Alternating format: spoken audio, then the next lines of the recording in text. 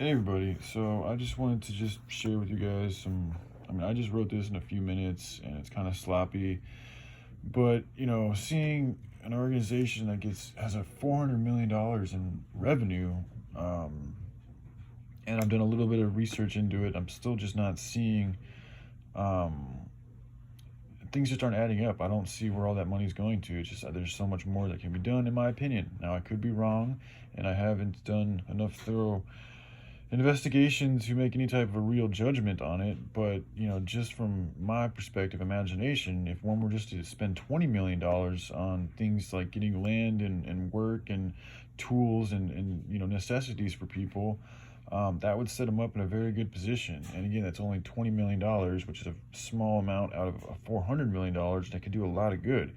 And it could also help people here like myself and those afar. So if you had that money, you could allocate $5 million to paying the workers. And if a worker, 20 grand a year is fair to me. I'm totally cool with making 20 grand a year. And if that was the amount that we were all getting paid, that would be enough to pay 250 workers full time for a year. That would be $5 million. I think my math could be off, but I think that's about right. You could spend $5 million on land, and I've already looked into land enough. You can get a lot of land and good land for $5 million. $5 million for tools, buildings, and vehicles. I mean, that seems like plenty enough. There's a lot of different ways you can build buildings too. You don't have to make them the way that they're made, and things can be done a lot cheaper and more efficiently. $5 million for basic necessities like food, water, and electricities and things until we can get the hemp 3D printing farm and factory going. And then once that is going, we'll be able to pretty much produce everything that we need.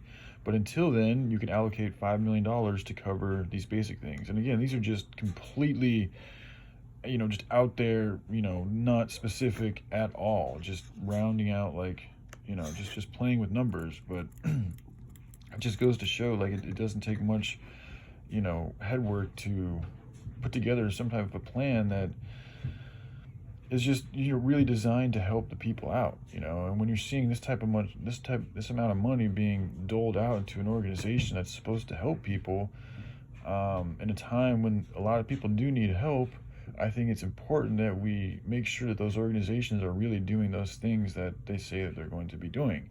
And if they're not, then what is that money going towards? Because I know some of these organizations use charity as fronts for criminal organizations. So that's something that we need to be aware of.